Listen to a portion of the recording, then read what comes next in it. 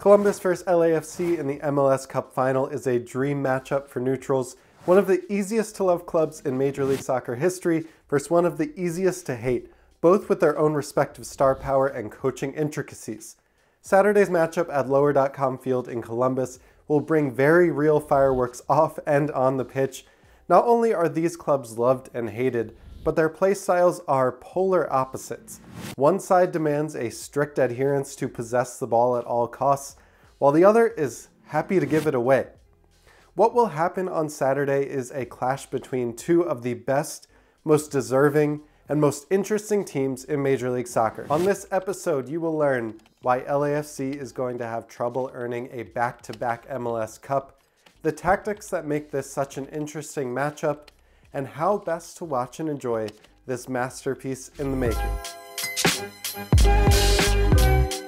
LAFC have only lost one match in their last 12. They come in as one of the most informed squads in the league and are fighting for a back-to-back MLS Cup after Gareth Bale defied gravity to break Philadelphian hearts last year, of which I am one. This team is led by one of the most intriguing coaches in MLS, Steve Cherundolo. Now, I'm old enough, 32, to remember Cherundolo as one of the most consistent and competent fullbacks to ever don the Stars and Stripes, but I think it's safe to say he has more than earned his place in the conversation for best American managers.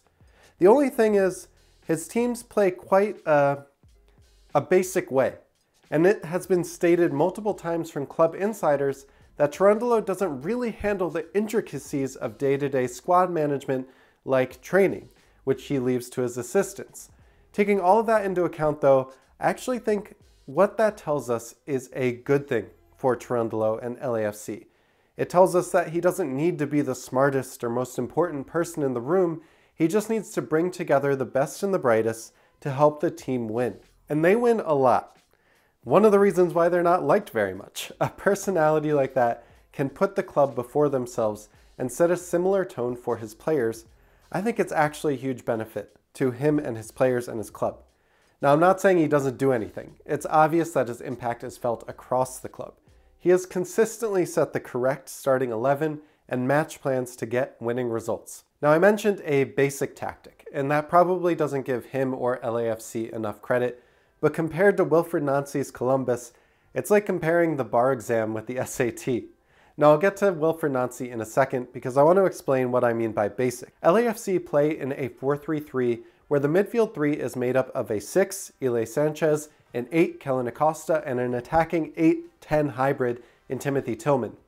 In attack, they leave danger man and MLS MVP runner-up Denis Bouanga out wide left to try and terrorize defenses with his runs in behind, while Carlos Vela and Christian Oliveira create triangles with Timothy Tillman to exploit the space on the right. Giorgio Chiellini has found his fitness throughout the season and marshals the backline, who stay in a pretty compact back four when in possession, which makes it hard for the other team to counterattack.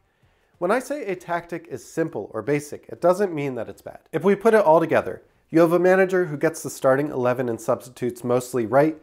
You have a team of very, very talented players playing a simple way where they don't have to be thinking too much about what they need to do, and they can play freely because of that.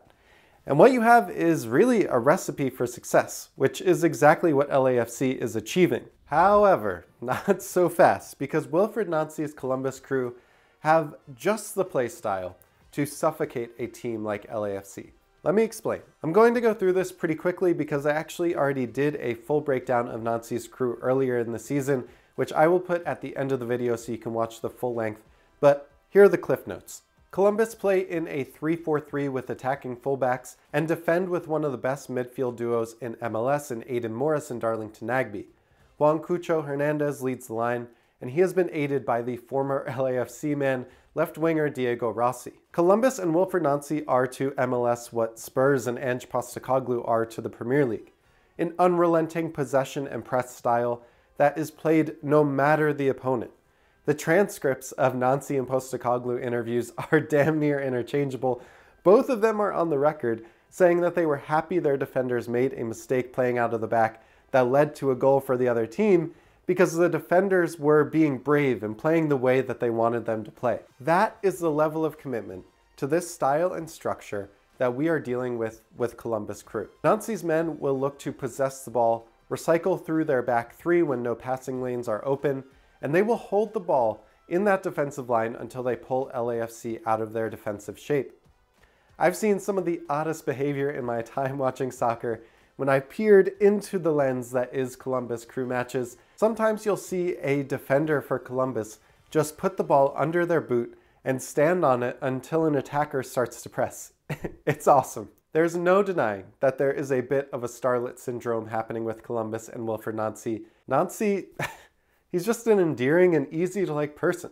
And the team plays with such brave brilliance that it's hard not to root for someone staying so committed to their cause. I wouldn't be surprised if we left this match and Columbus had more than 70% possession, but I actually don't think LAFC will care. You see, this is where things get really interesting in this matchup. Columbus will be at home. They will have the ball. They will also be open for exploitation. In LAFC's last 5 matches, they have not once had more than 50% possession, and yet they've won 4 and drawn 1. Yes, Columbus will suffocate LAFC with the ball, but LAFC is deadly when they catch a breath. I can't predict the future, but I think this will be one of the best, most competitive MLS Cup finals in history, and that's saying a lot following up from last year's incredible game. Drop your predictions down below in the comments, and if you want a deeper dive into exactly how Columbus suffocates their opponents and scored the second most goals in MLS this season, watch this video next.